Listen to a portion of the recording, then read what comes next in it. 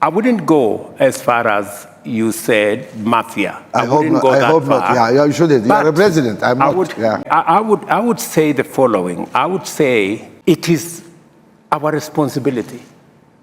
They say it is the wearer who knows where the shoe pinches. Here is another proposal. You guys keep fighting the loss and damage. I don't believe those people will accept that discussion because they don't want to accept it. Here is another suggestion. Just look at what's happening now. On average, every American man, woman, and child puts out 16 tons of carbon every year. Europe does 6.5. China does 6 to 7 tons per person every year. Here, we're putting nothing, very little. Some of us put half ton, some put 1 ton. South Africa is the only country in Africa which put something out which is like 6 or 7, like Europe, or because it's using a lot of coal. But that's an outlier situation. 53 countries were not putting anything. How about this argument? The world today puts out 37 trillion tons every year. And scientists say, no. You should be maximum at something 24 if you want to move towards net zero. If we accept that number, we are 8 billion people on the planet. And if we are all equal, and there is a question here, if our friends accept that we are all equal, but let's assume we are all equal, then every man, woman, child in the world is entitled to 3 tons. How about this assumption? We say, okay, 3 tons is the limit. You guys put out in Europe 6 or 7 tons per head. You need to pay into that trust excess 3.5 tons per person, multiply by 450 million, multiply the price per ton, you put this money here. Polluters have to put that money there by international agreement. That is the cost of you. You use something, you pay for it. And everybody understand that. You pay for what you use. Then a country which only emits 1 ton or 2 tons, we say, okay, wonderful. We owe you 1 ton per person, here's the amount of money, we give you that money. And if we do something like that, enable us to deal with a number of issues, like the Amazon, like the Congo Basin. Everybody tell us, guys, don't touch this, we need it. You need it, pay for it. Yeah, because the whole world pay for that. So we need to create that legal trust where money will be given to the guys who are not putting the carbon out and taken from the guys. That creates a market incentive. My point of view is that those guys taught us about the market. And they told us the market, the power of the market, etc. Even our Chinese friend, and we have a dear friend from China today, told us China may be a communist country, but it believes in the market. Correct? He said that. Okay, this is a market.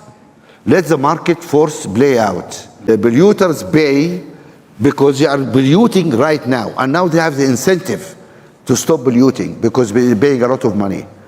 And the developing countries, which are not putting anything, have good incentive to keep receiving money and to stay as good guys and go green. Why aren't we deploying the market forces and producing some kind of a global system where the polluters pay for what you use, and the guys who are going green receive compensation for that? If we look at that, the countries which are actually affected by climate change are all poor countries. And they are all non-polluters. Then they're going to receive a lot of money. Guys, go and build your resilience and go green, etc. That is a very simple thing. And then people don't treat payments as charity. I think the problem is the polluters. When they say, oh, we'll give you $100 billion, in their mind, it's a charity. You know, okay, I'm going to help you guys, you know, you are victims. But, you know, this year we have crisis here, we have COVID, we have that. I cannot do it. But if it becomes a legal agreement, it's something, it's not a charity. You pay for what you use. Would that be something we Africans should advocate? We say, guys, just pay for what you're doing. Instead of thinking that you're giving us charity. It's not a charity. Anyway, something to think about. But what is important, I think, is to try in your summit to develop a coherent African voice. We need one coherent African voice. 1, 2, 3, 4. And instead of going with 54 very weak voices. That's how to amplify, and I really look forward for that. Thank you.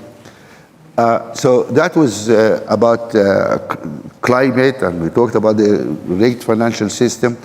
Then actually, I think you made a very powerful point. I don't know why you don't want me to respond to it, because... No, you're free to respond to anything. Did I stop him? I have the mic. Because you have made a very powerful point about emitters and what do we do about this whole space where we're having a conversation and it's not quite coming out, and it's looking, as you put it, it's charity. We're trying to help those guys. They are victims. They are affected, that kind of conversation. And I really wish what you're saying would happen, because Kenya would be among the countries we would be receiving a big check, because our grid is 92% green. So we would be looking at that opportunity. But because of the way things are, and we have to be brutally realistic about what is it that we need to do. I think the first step, even before we go that far, is we need to do carbon pricing. Yes, absolutely. That's where we need to. Yeah, and what I'm suggesting is carbon pricing. Yes, we need to do carbon pricing. It must be understood so that it is empirical, it is scientific, that this amount of carbon amounts to this. Yeah. Step 2. We need to work on carbon markets. That is all we're asking. We need to work on carbon markets. And these carbon markets must be worked on with integrity. Yeah. Today, we have carbon markets at 10%, at 10 US dollars. We have carbon markets at 200 US dollars, depending on who it is, on what you think it is, on, it's a floating. The integrity of the certificates is not guaranteed. We need to agree, because we are in this together. Yeah. And I think that the sooner we all realize that this is not us versus them, this is us on one side and existential threat on the other side, then we will put our act together. Once we work on carbon pricing, once we ensure that there is the carbon credits have integrity. Yes. Once we work on carbon markets, then we move to the next stage, and we must, continents like ours that are sequestering a lot of carbon, there must be a consideration, I was having a conversation with President Museveni. He's a good old man. And we were having a conversation about what do we do? Excuse me, you said good old man? I'm not trying to cause trouble, but I was having a conversation with him because he's my neighbor. I know. And I was in Uganda the other day. So we were having a conversation, and he was telling me how he's working on making sure that he gets the oil out of the ground. He's working on a refinery. He's working on a pipeline. In the context of all this fossil fuel climate change debate, and I was asking him, how are we going to, to marry what we're doing, what climate change? And he was saying, up and until somebody tells him why he cannot use his fossil fuels, and who is going to compensate him for not using his carbon fuel, while others have used theirs and developed their industries, then he will continue until somebody convinces him otherwise. I understand. And I find that conversation, you cannot argue with him. Those who are telling us don't exploit have developed beyond measure because of exploiting. And then, all I'm trying to say more is we seriously must have this conversation. I have taken the decision in Kenya that we are not going to exploit. We have oil in Turkana. We have worked with tallow oil, but we have said we will not go that direction. Because we want, but you know, when we say we are not going, when we forego our resources, what do we get for it? You know, there must be a candid conversation. So what happens? So that it is not a conversation of, oh, you know, you guys, you cannot do this. You have to keep the forest. You have to keep Lake Victoria. You have to invest in the environment. And we are doing all this so that what happens? You know, this is the conversation more that we need to have. No, this and hopefully we will get down to the bottom of it, and we will get a balanced conversation so that we get the benefit of the carbon sequestration that is going on, because we are not emitters and we are not contributing to the emission. And I couldn't agree with you more. The principle, even in Kenya, is that emitters pay. And that's how it should be. Absolutely.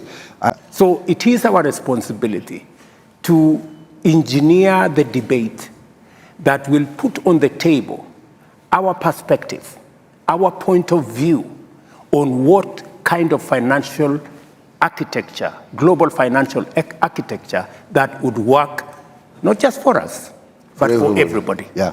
Because it is true that you cannot continue to have the kind of inequalities that are there in the world, because that is why you have all this migration left, right, and center, and you can never have peace until everybody has peace. Yeah. Therefore, unless and until we have a financial system that works for everybody, that financial system therefore does not work for nobody. Yeah. Right? So it is the debate we must have, it's the conversation we must have, and we are not asking for an unreasonable conversation. As I said here yesterday, we are asking for an even, a win-win architecture that brings on board everybody and does not price others using risk. Oh, you know, Africa is risky, or you know, this is risky, or you know. In fact, we can authoritatively say Africa has the highest return of an investment. I don't know how that becomes risky. Global order, or maybe you call it now global disorder, things are different now. And polarization, you know, the things are changing around us.